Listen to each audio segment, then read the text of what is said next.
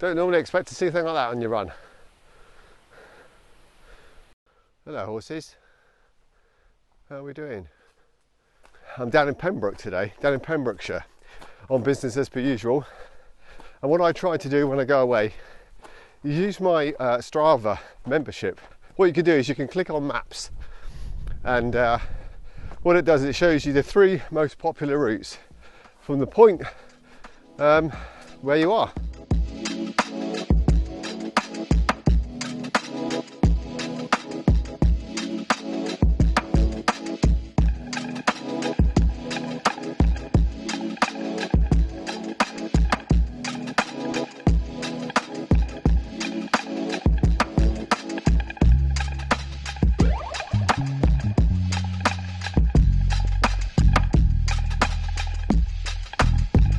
I do love a good wood. I mean, even though it's on a tarmac here, it's still really lovely. Really lovely. So it took me about 6.5 hours to get down here. It is quite far. It's a bit like when you drive to, if you've ever been to Cornwall and you get to Exeter and you've got hours to go. Pembrokeshire's not as bad, but there's still a lot of A road to get down here, down to Milford Haven. That's the kind of area that I'm getting down to. But the reason I mention it is that my bird there, I think it was a chaffinch. The reason I mention it is the training plan said a 7-mile steady run. And after 6.5 hours in the car, I just wanted to get out and just have a nice easy run. I listened to Killian Jornay being interviewed earlier on a podcast in the car, and he said you've got to enjoy your training, you've got to enjoy your running, you've got to adapt to different stresses and strains in your life. Don't sort of feel like you have to be rigidly stuck to the training plan. When you've got the time to push it and your body feels good and you don't feel stressed out or whatever, then go for it. But adapt. The key is to keep getting out there, keep being consistent, get the miles in. Look at this, this lovely little stream here, I think.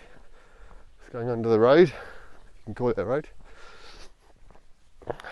Yeah, feels like we're getting towards a castle or something, but I'm not going that way, I'm sticking to the footpath. Anyway, onwards. This looks like some lovely local has chopped down all this undergrowth. I'm sure Mark from the test run would appreciate this.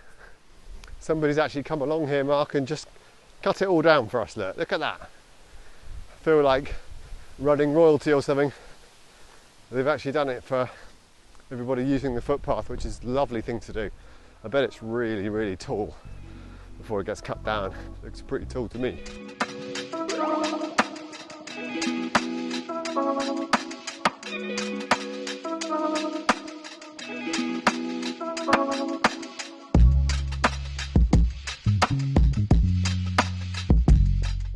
You probably won't appreciate the view there, but that is a stunning little view here on as we've come out of the woods.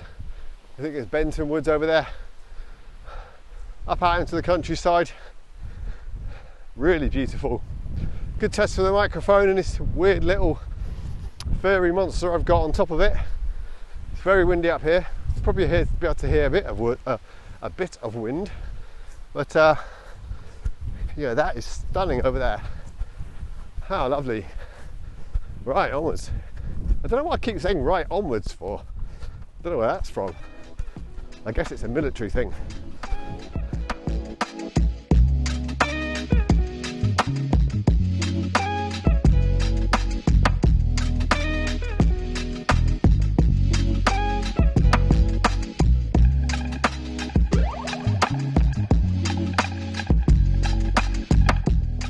Unfortunately, apart from that first section through the woods and across those fields, there's been a couple of miles now of roads, tarmac, going through villages. So that's a bit as nice as it was at the beginning.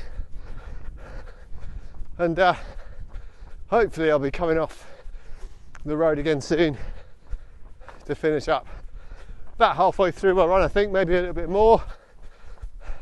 So we're going to get a test for the new microphone. One thing I've learned, or one thing I'm going to do next time, and that's I'm going to wear a hydration vest. Every time I wear this, it does have a magnet on it, it does have a clip, it does bounce around quite a lot on just a little flimsy t-shirt, and I think that'll be alleviated by sticking it on a hydration vest. Oh yes, I'm coming off the road. Looks like there's a little footpath sign here. Oh yeah, this is a bit more like it. A bit posh at the moment, but feels like we're on the right path. Is that the right thing to say? Who knows? At least we're off the tarmac anyway. Well, look at that. Don't normally expect to see anything like that on your run. Now the 50-year-old, well, nearly 50, the 49-year-old skeptic inside me says that's been put there by the locals. But who's to say that it's not really, really ancient? It could be. I guess it's a bit like Stonehenge, but I'm sure all the locals could be having a good laugh with all the tourists like me who see it, but it's not really in a touristy place. So I did a long run as part of my training last Saturday, about 22.5 miles, and I was supposed to go out on the Sunday, but I did have some family commitments, but really, I look back over my Strava account and it's the 5th longest run that I've ever done. I've only gone over 20 miles 5 times, and that includes 2 ultramarathon events that I've actually done. Obviously, the 2 or 3 building up to those. And just don't think I had it in me to do that run on the Sunday there. I don't think it would have done me any good. And anyway, I was listening to a podcast today on the way down here, and really well-known American trail runner, whose first name's Jeff, I'm going to put on the screen what his surname is, came up with an excellent idea. Now, he's the same age as me. This guy is 49, and he's still competing in all UTMB and Hard Rock and all the top races in the world, and he's still doing really well. I'm not going to bore you with all the things that he said. But what he did say was, if you're going to do your back-to-back long runs at the weekend, do a shorter one on a Saturday and then a longer run on a Sunday, because your body will obviously be able to recover easier if you do the shortish one first on the Saturday and then the longer run on the Sunday. So I think that's a great plan for me this weekend. I'm supposed to be doing 25 miles and 10 miles, I think, maybe even more than that on the second day. I'm going to switch around. I'm going to do the long run on the Sunday and the shorter long run on the Saturday. It's been a cracking little run. I suppose I should do more running, really. Yeah.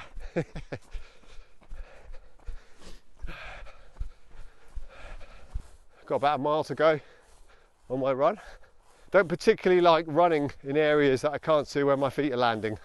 So if I'm running in like really tall grass, I would rather walk and know where my feet are going to land.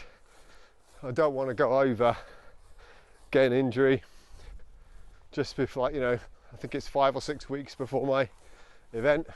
So here I am, back to the start of my run, where I'm staying. The Beggars Beach, no, the Beggars Reach Hotel. And I'm saying Beggars because they got an ARS on the end. And beggars would be ERS, right? It's such a really lovely place to stay.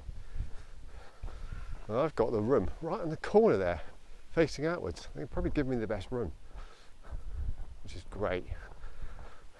Well, this is the lovely room that they've put me in.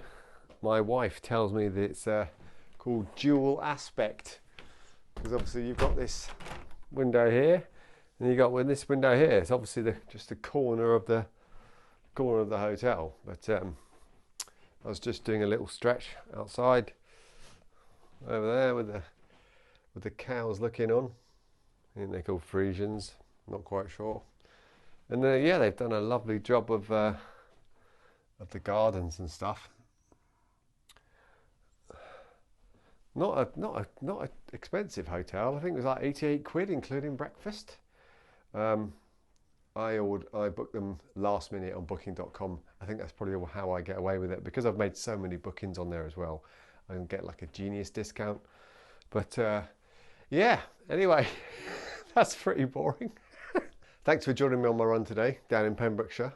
If you want to see more trail running related content, please think about subscribe to the channel, give us a like, give us a thumbs up, and yeah, I'll see you on the next video. Take care for now.